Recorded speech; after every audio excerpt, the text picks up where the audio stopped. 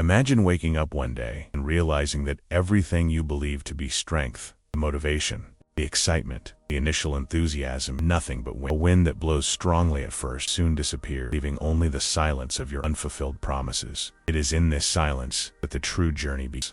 The journey that Napoleon Hill described not as a race, but as an invisible construction, where each purposeful, repeated act becomes a brick, and each day of constancy builds a new wall within the mind. Success, he said, never an event, but a spiritual work shaped in the fire of persistence and the discipline of those who refuse to give up.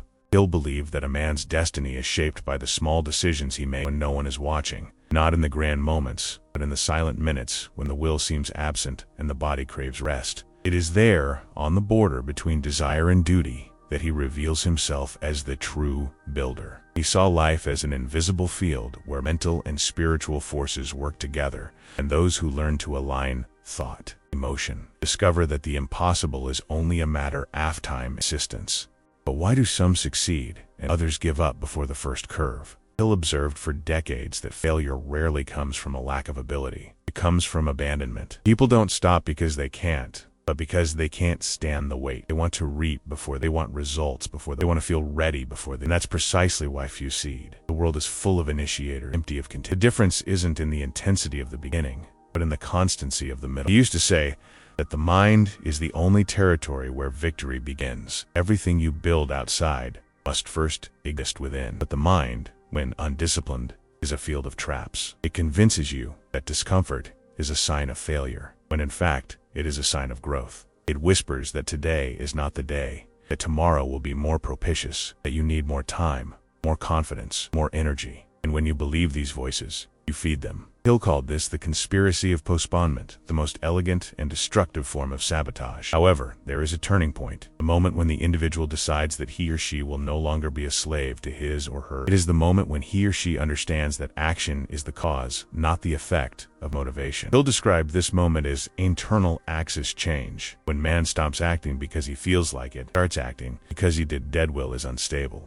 Decision is permanent. And from that decision, something profoundly changes. Time ceases to be an enemy, becomes an ally. Think about the people you admire, those who built something big, lasting, meaningful. None of them got there driven by sustained enthusiasm. They got there because they developed the power to follow. Without depending on inspiration, Hill said this was the pinnacle of mental evolution. Acting even when the inner fire seems extinguished. For those who only work when inspired are condemned to a life of beginning. But those who work even when they're not motivated have already learned to control one's own vital energy. There's an almost spiritual beauty in persistence. It doesn't make noise, doesn't seek applause, doesn't demand recognition. Persistence is a silent prayer that says to the universe, I believe. And the universe, as Hill so often wrote, responds only to those who demonstrate faith with action. He said that faith is the invisible muscle that grows with every attempt, every new beginning, every small unseen advance. When you act, even when tired, you affirm to your mind that doubt does not rule you. And this silent affirmation is the first step in self-transformation. But we must face a harsh truth. Persevering hurts. It hurts because it confronts the ego, which wants immediate results.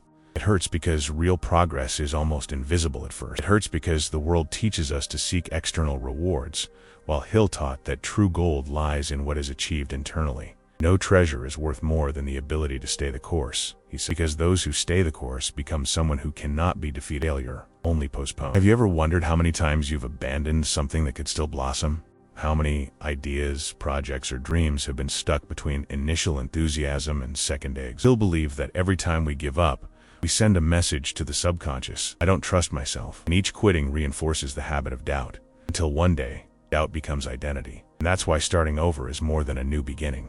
It's AACT of inner healing. He didn't speak of discipline as punishment, but as freedom. True freedom is to choose your own duty, do it. The free man is not the one who does what he wants, but the one who stays the course, even when he wants to stop. The one who moves not by the whim of the moment, but by long-term vision. Because vision is the beacon that guides when the sea grows dark. And when there is no visible light, we must kindle the light of those who understood it, discovered something profound. Success is not a prize. It is a consequence. It doesn't arrive with noise, doesn't come suddenly, doesn't happen by chance. It accumulates like a drop that falls every day on the same spot until it shapes the stone. Hill said that this drop is daily effort, but the stone is the human mind. Whoever understands this never wastes a day. But the modern mind is impatient, wants shortcuts, it wants quick results. It wants to skip the invisible step. Hill saw this as the essential error of the century: idolatry of speed. Nothing that grows quickly lasts, and nothing that lasts was born of haste. Genuine growth is what arises within, what requires time, repetition, silence, and faith. Maybe that's why so many give up, not for lack of ability, but for lack of vacuum tolerance, that gap between effort where nothing seems to have fertile ground for. It's there that the mind is educated, character is molded, and energy. It's what Hill called the invisible zone of progress.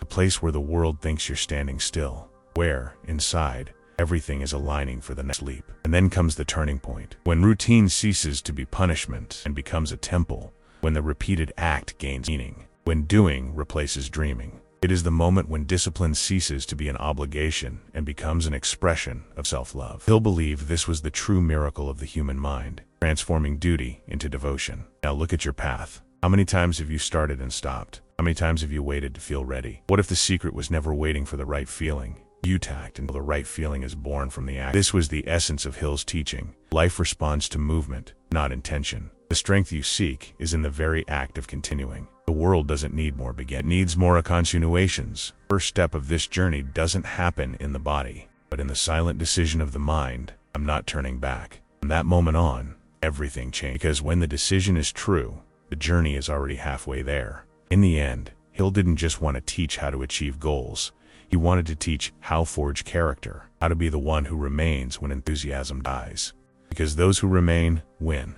Not for glory, not for applause, but because they have mastered the rarest art of all the arts of move forward. And that's where the real teaching. Because the moment you decide to continue, the entire universe reorganizes itself to test whether your decision is real. It's the first portal of the journey, and whoever crosses it discovers a new strength, one that doesn't come from outside, but is born from the center of the soul, guided by Hill's voice that whispers, "Now the work begins." There's a silent difference between those who merely wish and those who achieve. Most people start out full of energy, driven by a fire that seems inextinguishable. They make lists, set goals, promise themselves that this time it will be different. And for the first few days, everything truly seems possible. But then comes the cold morning, the unexpected phone call, the trivial setback, the unexplained discouragement. The flame that once burned turns to embers. And it's at that moment that history divides into two types of people, those who quit and those who keep going. Napoleon Hill observed this pattern as if studying the invisible movement of the laws of the mind. For him, what separates the winner from the quitter was never talent or luck.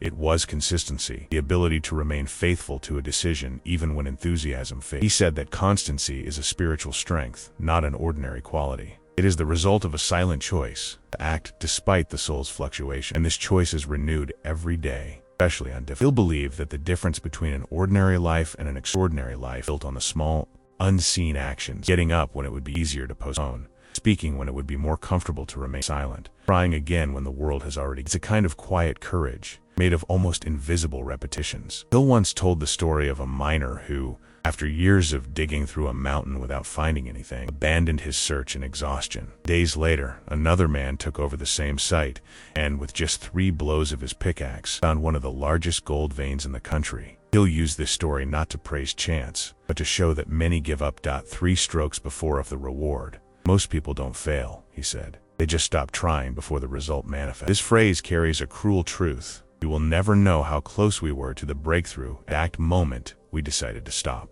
How do you maintain consistency when everything seems to be working against you? Hill said the secret isn't trying to control your emotions, but learning to act independently of them. He believed that emotion is like the weather. It changes all the time. If your discipline depends on feeling good, you will be a slave to the storms within. Therefore, he taught that true strength is fidelity to the purpose, the commitment to remain even when there are no witnesses, when fatigue weighs heavily, when no one believes anymore. Think about those days when everything seems meaningless. You wake up and the routine repeats itself with the same weight. Work, bills, tasks, distractions. It's easy to believe that nothing changes, that every effort is futile. But Hill reminded us that real growth is imperceptible while it's happening. Chinese bamboo goes 5 years without showing a single inch above the ground because it's building deep roots. Only then, in a few weeks, does it grow meters towards sky. The same happens with the disciplined mind. While nothing seems to happen, the roots of transformation are forming in the invisible. Hill spoke of this as if describing a sacred mystery. He believed that the universe rewards constancy with gradual results, almost imperceptible at first. People often mistake the absence of results for the every time you take action, however small, the universe records the move. The energy of consistency creates a vibration of cause and effect that,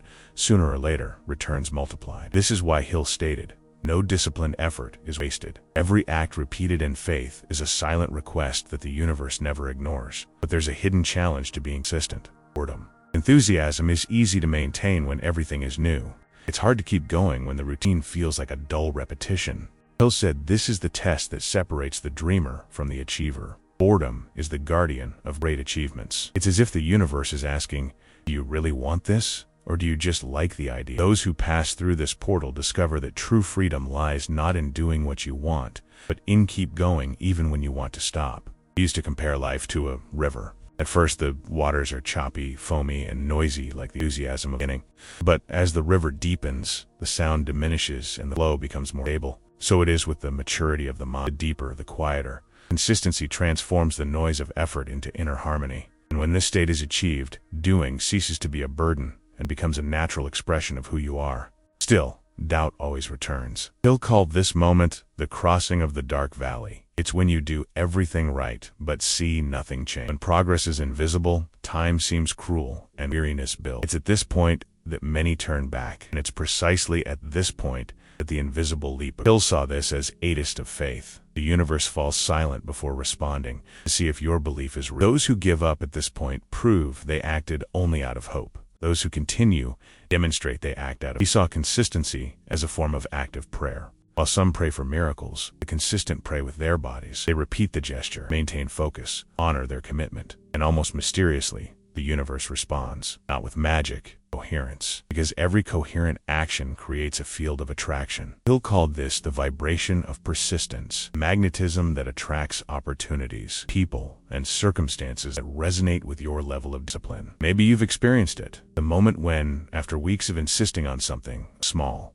unexpected opening appears, an invitation, coincidence, an answer. Hill said it's not a coincidence, it's an energy return. Everything that is done with constancy resonates. Life tests who is worthy of the result, and the only proof is the repetition of the even in your most ordinary daily life, the law is the same. The person who takes care of their body not out of vanity, respect. The professional who meets deadlines even without supervision. The artist who paints when no one else believes. The student who keeps reading, even when tired. They all obey the same truth. What you do repeatedly shapes who you become. Hill said that every action is a silent declaration. This is me. And in time, the world believes. But there's one detail he made a point of emphasizing. Consistency isn't rigidity. It's not pushing yourself beyond your limit, learning the rhythm of your progress. Hill compared discipline to the heart, firm yet flexible. It pulses, never hardens.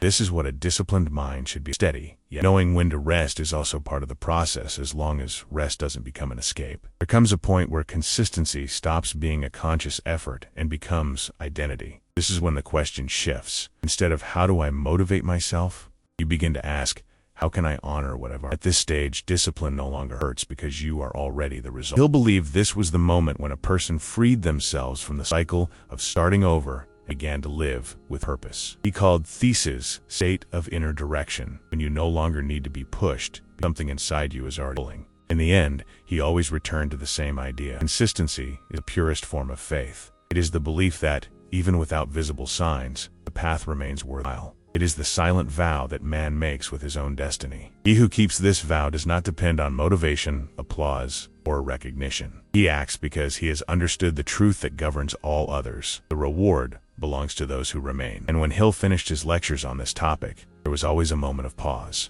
He would look at the audience, lower his voice, and say, "Consistency is the soul of success.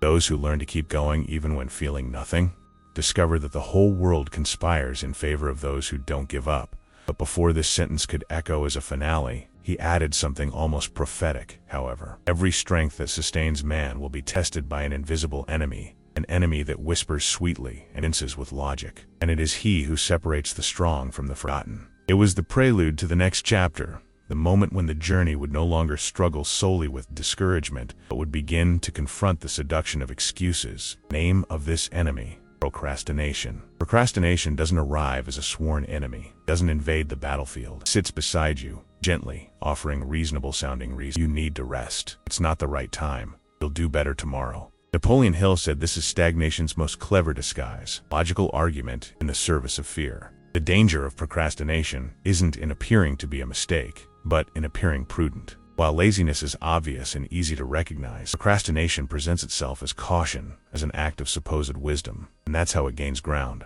one postponement at a time. Hill saw procrastination as a kind of mental enchantment, spell that keeps the individual perpetually busy but never productive. He observed that many people confuse movement with progress. They spend their days reacting, planning, and organizing, but never taking action. They live trapped in peripheral tasks to avoid confronting what truly matters. It's a sophisticated escape mechanism, giving the mind the illusion of control while time slips away silently. The most dangerous of thieves is not the one who takes, but the one who takes your hours. Perhaps procrastination's greatest trick is to make you believe you still have time, that the future is a guaranteed territory, always at your disposal. Hill warned, the future is the disguise of never. Those who place their intentions in an undefined tomorrow are only postponing the birth of their own life. We believe that every postponed act carries an unconscious message. I am not yet worthy of my dream. And as this message repeats itself, time builds an invisible wall between you and fulfillment. What begins as a small delay becomes identity. Procrastination becomes habit. Habit, destiny. How many times have you found yourself waiting for the right moment to start something? Force a conversation, a change? How many times has tomorrow become a graveyard of intentions? Hill asserted that the right moment is a mirage created by the mind to protect the ego from the discomfort of beginnings. The beginning is always imperfect, always confusing, always less than ideal, but it is the only possible gateway. No great work begins, no master begins knowing. What separates those who achieve from those who merely dream is the courage to start small and stick with it, even when nothing seems great. The human mind, according to Hill, is a resistance engine. It fears the effort that transforms and therefore creates subtle escape routes. Cell phones, distractions, small urgencies, everything becomes a sanctuary from the discomfort of real action. But behind this resistance lies a deeper fear of failure. To act is to expose yourself, to risk proving that you might not yet be good enough, so it's easier to own. Postponing is an elegant way to preserve pride. Until you start, you can still believe you could if you want. But what would happen if, instead of running away from that fear, you faced it head on? Hill said that courage is not the absence of fear, but movement within fear action, no matter how small. Disarms anxiety because it transforms the invisible into the concrete. What you face, you master, he repeated. Therefore, the antidote to procrastination is not more motivation. Boot start, a simple gesture, 5 minutes, a paragraph, a phone call. The brain, perceiving movement, adjusts to the direction. It's like a ship that only finds its way after leaving port. Have you ever noticed how fear seems to diminish when you finally begin? How what seemed enormous becomes bearable the moment. Hill believed this happens because the mind only fears of as long as there is no action, fear fills the space.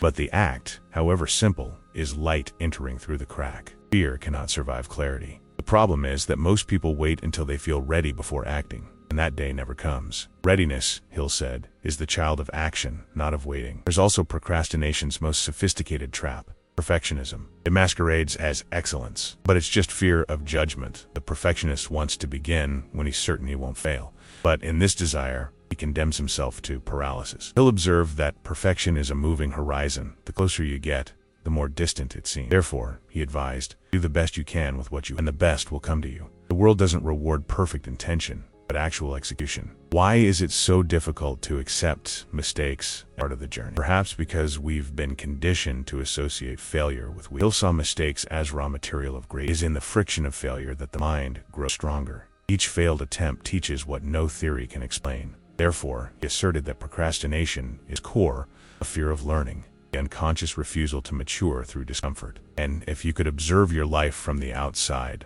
you would realize how many doors didn't open simply because you didn't turn the handle. Hill described the universe as a response system. It denies nothing to those who act, remains neutral to those who think. Opportunity moves toward movement. Luck, for him, was more like consistency in action. Chance favors those who create space for the unexpected, and that space only exists in practice. Now, imagine if every time you thought, it's not the time yet, then create the moment. Hill said that human beings are not prisoners of their circumstance, but creators of them. Procrastination makes us free. It reduces us to spectators, as if life were something happening outside of us. But the truth is, time doesn't decide. We decide. And every time we choose to postpone, we choose to lose a piece of one's strength. There's something almost spiritual about beginning. Hill said that beginning is materialized faith. It's you saying to the universe, I trust you enough to take the first step without seeing the whole, and the universe responds with structure. Each action creates an invisible bridge to the outcome, but as long as you remain still, nothing gets. There's no greater mistake than waiting for inspiration to act. Action is what lights the fire of inspiration. Have you ever noticed that when you procrastinate too much, even what once seemed possible begins to seem distant? The mind creates weight, and the weight turns into guilt. Hill explained that procrastination accumulates a kind of negative energy. The more you postpone, the harder it becomes to start again. It's like a magnetic field that traps the body and weakens the spirit. But the opposite is also true. Every small action creates a positive momentum that multiplies. Simple, I'll start today can break years. There's an imaginary scene Hill liked to have. Two roads open before a man, one shrouded in fog, the other in light. Both seem uncertain. The procrastinator chooses to wait for the fog to dissipate. The director begins to walk, and with the movement the path becomes illuminated step by step. Life, he said, doesn't reveal its path to those who wait. It reveals itself to those who walk. At its core, procrastination is a form of forgetting. We forget our power to create, to transform, to choose. Hill believed that when humans procrastinate, they don't just waste time, it abandons its own sovereignty. Because those who live waiting for permission to act have already accepted living as supporting actors. There comes a point when consciousness awakens. It's when the delay begins to hurt more than the effort, when the discomfort of not acting overcomes the fear of trying. At that moment, the spell is broken. The body moves, and the first act, however small, becomes a liberation. Hill described this moment as the sacred revolt of the spirit, the hour when man decides to no longer negotiate with his own hesitation. Maybe you're at that point right now. Maybe you feel like time has taken its toll on you on what to promise to do. If that's the case, Hill would say, it's not guilt. It's accolade, a reminder that your greatness is waiting for you to begin. The first gesture is always the heaviest, but also the most powerful. Because once you act, even when afraid, something changes forever. The future ceases to be a hypothesis and becomes a consequence. And then, when the body finally moves, fear loses its grip. Procrastination tries to speak, but its voice sounds distant. The present becomes real again. The clock, once an enemy, becomes an ally. And every minute of action becomes living proof that power never resided in tomorrow. As always, there comes a moment when every seeker of greatness realizes that willpower is. Napoleon Hill called this moment the turning point, when the mind discovers that relying on emotion, living, stability. He observed that most people believe they need to feel good to act, but the secret lies in acting even when they don't feel anything. This is where true discipline is born. Emotion is a visitor. Discipline is a foundation. Hill saw discipline not as rigidity, but as the ultimate act of conscience, choosing to do what is right even when your body screams otherwise. He said that in every human journey, there is an inevitable test. At first, energy is abundant and purpose seems effortless. But as time passes, routine becomes a kind of desert where enthusiasm evaporates. It is at this crossing that most abandon the journey. Hill compared this moment to climbing a mountain shrouded in fog. Each step seems the same as the last, no sign of the summit. Instinct wants to turn back. Those who continue, even without seeing anything ahead, discover that constancy itself dissipates the fog. Clarity doesn't come before action is born within it. He recounted curious stories of people who understood this law. One was of a violinist who, at 30, decided to practice 4 hours a day for 10 consecutive years, even without any opportunity to play in public. In the 9th grade, without ever having performed, he was discovered by chance by a visiting conductor, who heard him practicing alone and took him to one of the world's greatest orchestras. Hill saw this type of story as a mirror of the universal law. The universe tests discipline before allowing the harvest. First, man proves his commitment, then he reaps the reward. Why then insist on the idea that discipline is punishment? Hill argued that this is a modern distortion. Discipline is not an enemy of freedom. It is the path to it. Without discipline, man is a slave to impulses, distractions, tides of mood. With it, he becomes the master of his own destiny. Harvard study, which Hill would have loved to cite if he were alive today, showed that people with high impulse control report more stable levels of happiness than those who live in pursuit of immediate pleasure. This confirms what he taught 100 years ago. True joy is a byproduct of self-direction. Have you ever wondered how many decisions in your life were made purely on impulse? How many times have you done something because you felt like it only to regret it later? Hill believed that living guided by emotions is like sailing without a compass. C decides for you. He said that discipline is the invisible compass of human beings, the tool that aligns will with purpose. And curiously, the more one practices discipline, the lighter it becomes. At first it feels like a prison, then it transforms into power. There's a little-known story about Hill, told by one of his students, that illustrates this almost symbolically. During the Great Depression, a young businessman came to him saying he'd lost everything and didn't have the strength to carry on. Hill listened silently and replied simply, "Come back tomorrow at 5 a.m. The young man appeared, sleepy and irritated. Hill made him walk to a nearby bridge and told him to watch the sunrise. Then he said, "You still have this. As long as you have the right to wake up and choose what to do, you haven't lost anything." The young man returned home and restarted his own business from scratch. Within 5 years, he owned a chain of stores. Hill called this experience the retraining of the mind, the moment when a person realizes discipline begins with controlling the simplest thoughts. Waking up, getting up, taking a deep breath, and continuing. In an age when everyone seeks shortcuts, it's almost a paradox to say that the secret is persistence. But Hill firmly held this idea: no mind grows stronger without repetition. Discipline isn't acquired in a day of inspiration, but in 100 days of silent effort. And this constancy creates something he called an invisible force, an energy of coherence that magnetizes. People call it luck, but it's merely a consequence. He said that each disciplined act sends an order to the universe: "I am ready." And the universe responds not with miracles, but with direction. Have you ever noticed how everything around you obeys this same law? The heart beats in a steady rhythm. The sun rises and sets with precision. Nature is the greatest example of discipline. Nothing in it is raw, but everything is accomplished. Hill observed that by aligning our lives with this natural cadence, human beings find a kind of peace that no single victory can offer. Discipline connects us to the universal flow. It's not just a habit of productivity, it's a state of harmony between mind and purpose. But discipline is also provocation. It awakens resistance. The brain, conditioned to seek comfort, reacts to constancy like a body reacts to intense training. It tries to sabotage the process. The inner voice emerges, saying, "You don't have to do this today." Hill called this voice the inner enemy. And the curious thing is that it never disappears. It just changes disguise. At first, it tries to convince you to stop. Then it tries to convince you to relax because you've already done enough. He taught that recognizing this voice is half the victory. The other half is continuing to act despite hearing it. He also warned that discipline without purpose turns into empty automatism. Therefore, every repeated action must be connected to a vision. Without purpose, constancy becomes boredom. With purpose, it transforms into creative power. Hill said that the disciplined man without vision, like a sculptor who strikes the stone without imagining the form. What sustains him is not the act of striking, but the image that guides him. This image is the beacon, and without it, every routine becomes punishment. In his writings, Hill spoke about the importance of rituals. He believed that transforming discipline into ritual is the key to making it sustainable. The difference between obligation and ritual lies in awareness. An athlete who trains out of fear of losing lives under tension.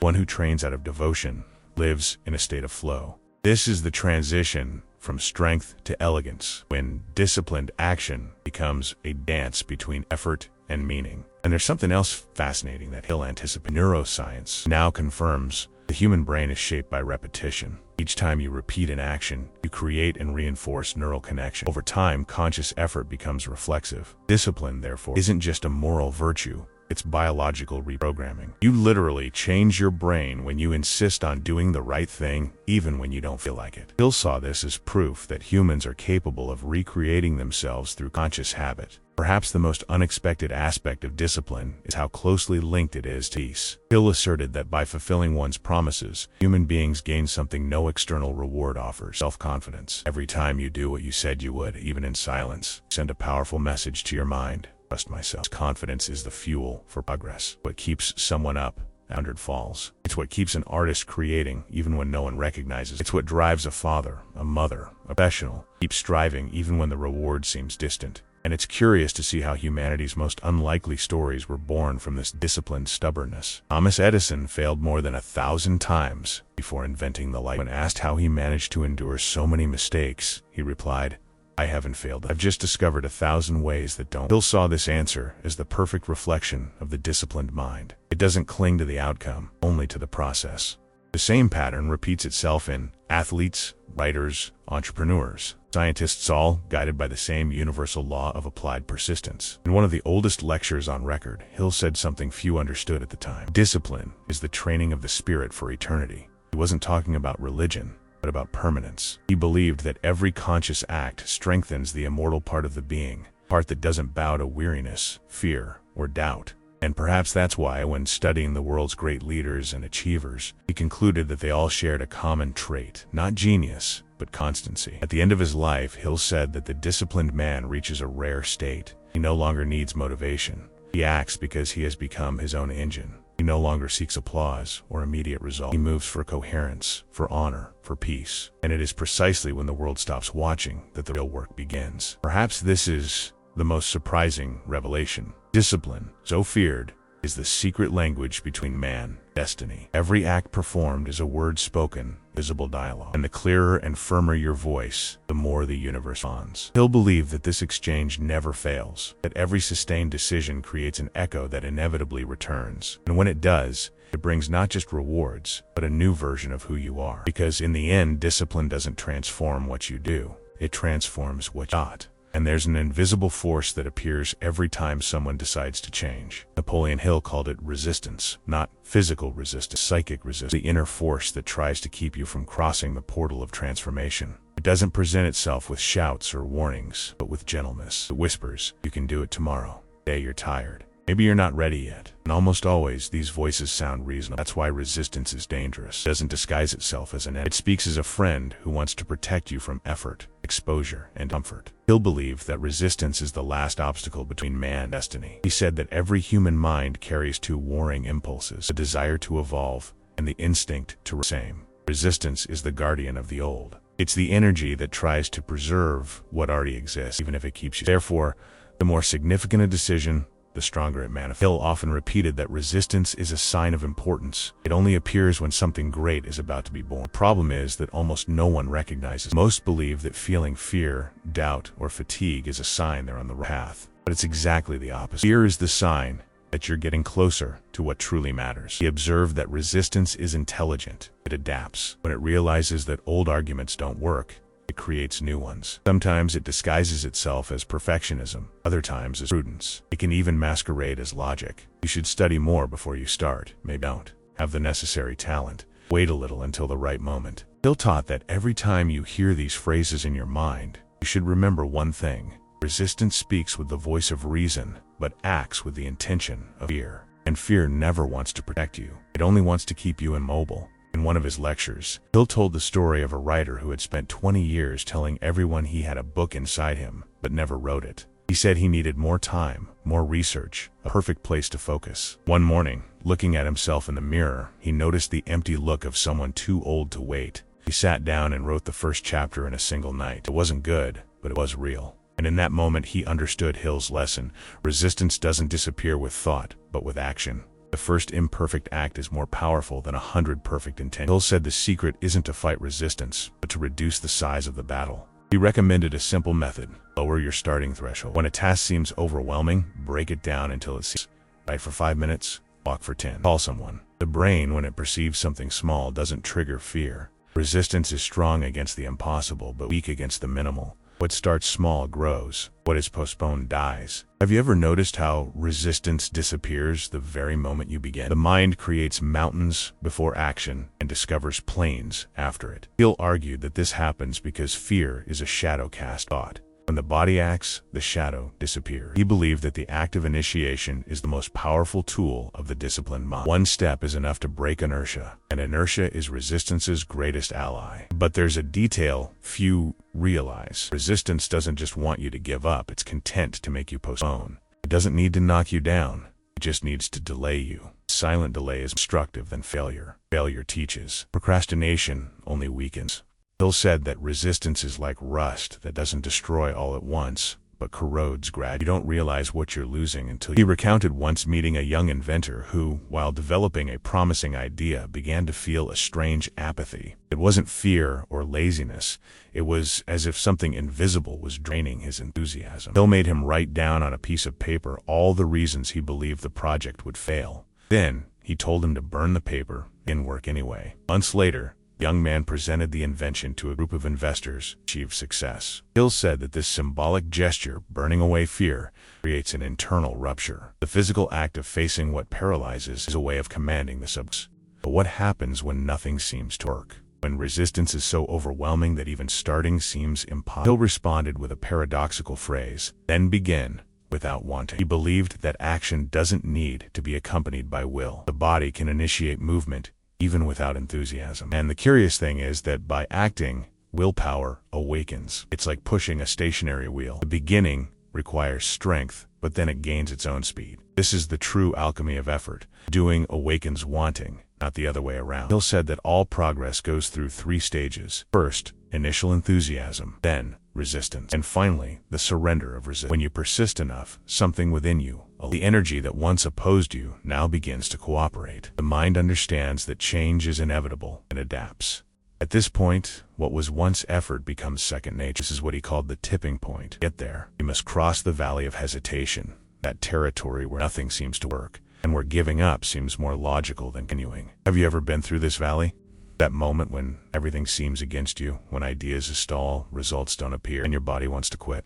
Hill said, this is the ultimate test. It's not the world punishing you. It's the universe checking to see if you're truly committed. Resistance, he said, is a spiritual examination. It asks, do you really want this? And the only possible answer is to keep going. The most striking part of this theory is that, for Hill, resistance wasn't an enemy to be destroyed, but a force to be understood. He believed it exists to shape character. If there were no opposition, there would be no growth. Everything were easy, the mind would remain. He said that each time you face resistance, a new layer of strength is created within. What once held you back now drives you forward. Perhaps this is why he said that resistance is a mirror of purpose. The stronger it becomes, the more important the path chosen. The problem isn't finding it, giving into it. And here comes the most profound point of his thinking. Resistance never completely does. You can become greater than it. This is true master, not eliminating the difficulty, acting despite it. There comes a moment in the journey when everything boils down to a simple internal command: don't stop.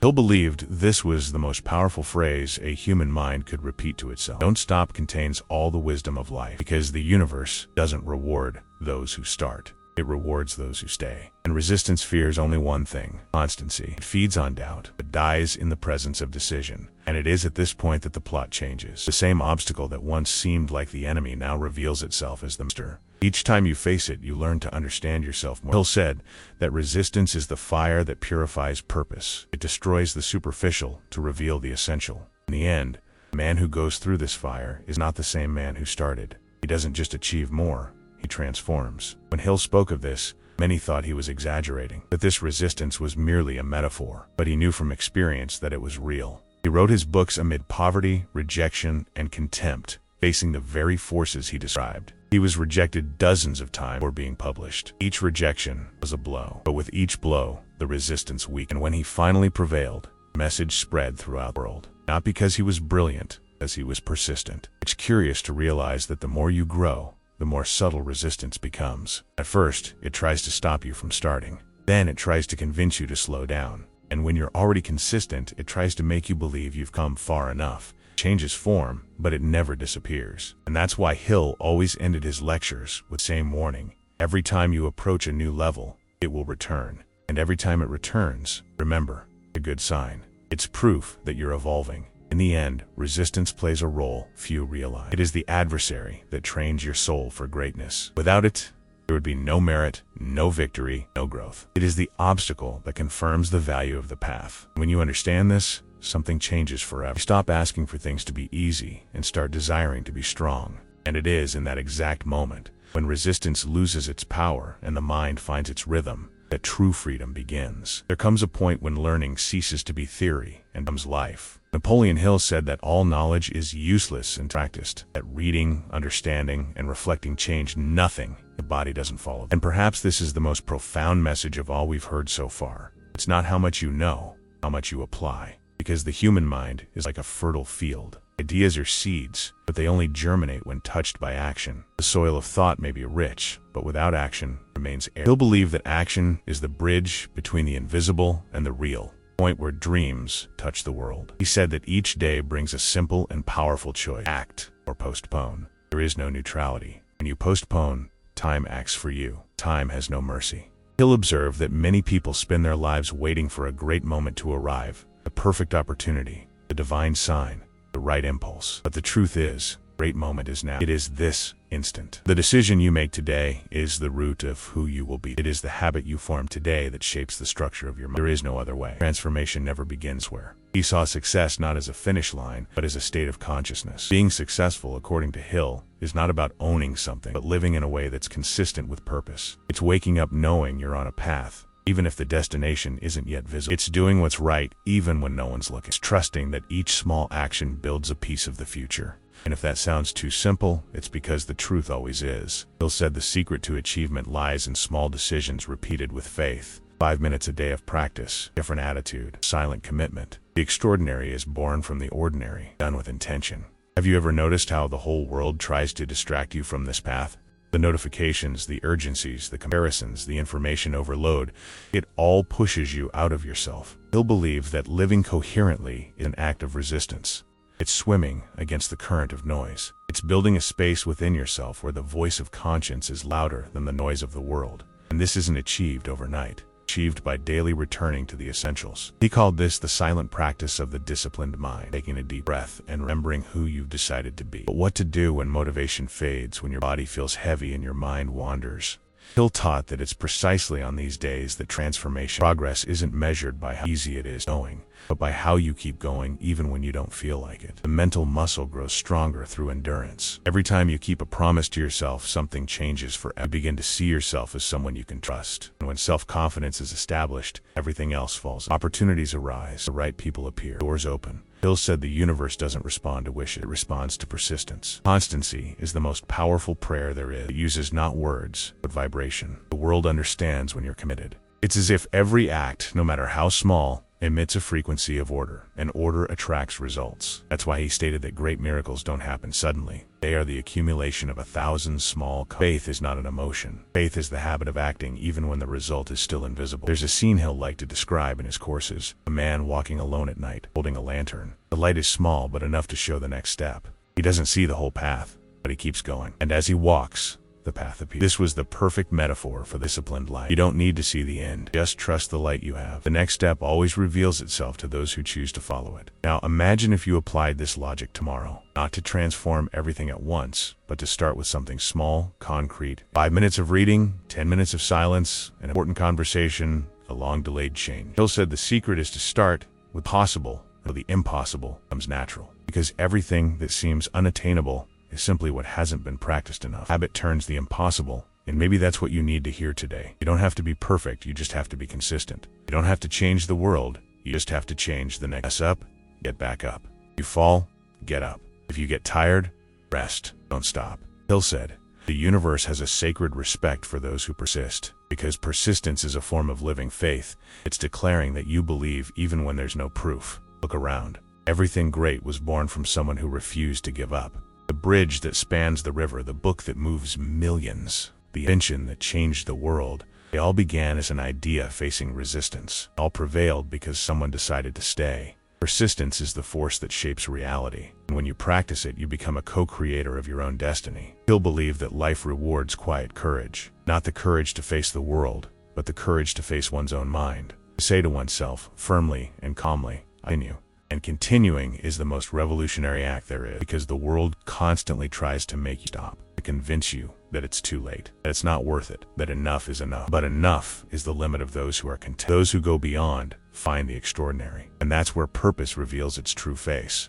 It's not about achieving something distant, but about living consciously in what you do now. Purpose is presence, and presence is the art of being whole. Even in the simplest. Hill said that a mind trained in presence is indestructible. Doesn't need motivation. Perhaps the greatest lesson from all this is understanding that there is no one day to start. This is the moment. There is no perfect scenario, no perfect emotion, no guarantee of success. There is only the decision. And once you truly make it, everything changes. The mind aligns, the body responds, reality adjusts. The first step transforms. So before this video ends, make a simple pact with yourself. Tomorrow, choose one small, real, non-negotiable, something that symbolizes your commitment to your own. It could be getting up earlier, writing for a few minutes, organizing your space, making that phone call, or simply spending 5 minutes in silence looking in. What matters isn't the size of the jet, the decision to do it. Napoleon Hill said that the universe begins to move the moment someone declares with conviction, "I begin now." May this be your moment. May you leave here not with words,